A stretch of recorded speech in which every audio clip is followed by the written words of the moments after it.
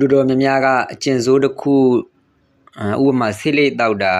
ဖုံးလွန်ကျင်သုံးတာအပြင်းကြီးတာအဲ့လိုမျိုးဟာတွေကိုဝဲပါဝါဆိုတဲ့တိစိတ်တစ်ခုတည်းနဲ့ပြတ်ဖို့ကြိုးစားတယ်တကယ်တော့တိစိတ်ဆိုတာကဘက်ထရီလိုပဲခဏလေးနဲ့အကုန်သွားတတ်တာဗျာတရက်နှစ်ရက်တော့ခမရရမယ်ပြီးရင်မရတော့ဒီအကျင့်ဆိုးကြီးပေါ်လာတယ်ဆိုတော့အကျင့်ဆိုတာကမတိစိတ်မှာအမြင့်တွဲနေတဲ့ဖြစ်စဉ်တစ်ခုဗျာအလိုလျောက် program ပုံစံမျိုးဖြစ်နေတာဆိုတော့မတိစိတ်ကိုပြီးပြန်မှပဲရမှာမတိစိတ်ကအကျင့်တစ်ခုကိုဖန်တီးတဲ့အခါအဆင့်3ဆင့်နဲ့သွားတာများတယ်ဆိုတော့ပြင်းလာတဲ့အခါဒါမှစိတ်ဖိစီးလာတဲ့အခါမှာကျွန်တော်တို့တစ်ခုခုကိုလုံးမိမယ်ဗျာပထမဆုံးအချက်ကအလေးကျင့်တစ်ခုစတင်တတ်တယ်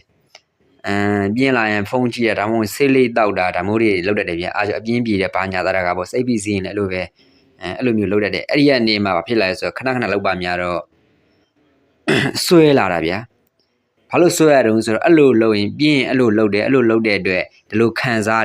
လို့ကောင်းတယ်ဆိုမှလုံးနဲ့ဆွဲသွားတဲ့တဘော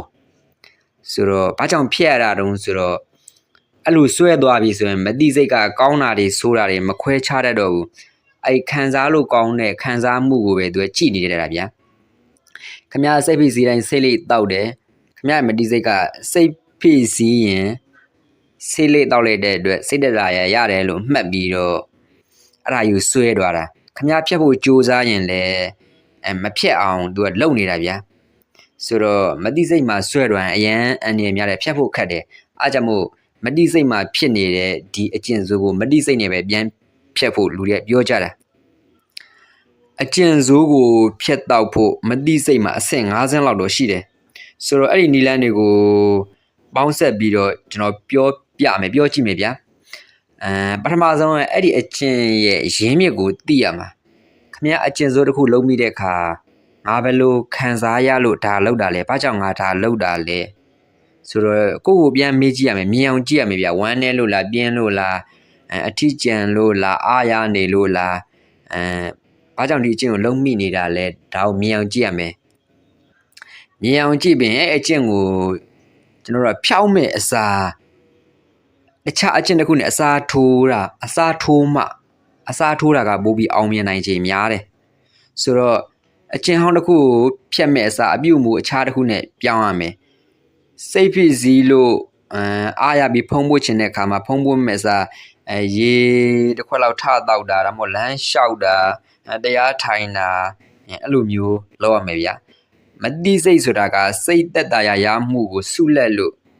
သူကထင်းနေရတာဗျာထင်းနေပြီးမှသူကလက်ခံတာတခုရှိတယ်မတိစိတ်ကဘာလဲဆိုတော့ပျော်ရွှင်မှုကိုရှာဖွေပြီးတော့နာကျင်မှုဘာညာဆိုရင်ရှောင်ရှားတတ်တဲ့အလေးအထားရှိတယ်ဒါကြောင့်မို့ခမရဖြတ်ချင်တဲ့ခမရအခါမှာခမရအဲ့ဒီအကျင့်ဇိုးရဲ့မကောင်းတဲ့အချက်တွေအဲ့ဓာတွေကိုယွင်းစရာကောင်းတဲ့အချက်တွေဘယ်လိုပြောရမလဲအစင်မပြေတဲ့အချက်တွေဆိုးကျိုးတွေကိုကျွန်တော်တို့ကခဏပြန်တွေးကြည့်ရမယ်ဗျာမတိစိတ်ကဒါလို့ရင်အဲ့လိုနာကျင်မှုတွေဘာညာဖြစ်တယ်လို့သိရတဲ့အခါမှာအနည်းနဲ့အများတိတ်မလုပ်ချင်တော့ဘူးရှောင်ညင်လာတတ်တဲ့သဘောရှိရဲ့ကျွန်တော်ပြောတဲ့အဓိပ္ပာယ်ကိုနားလည်လားမသိဘူးဆိုတော့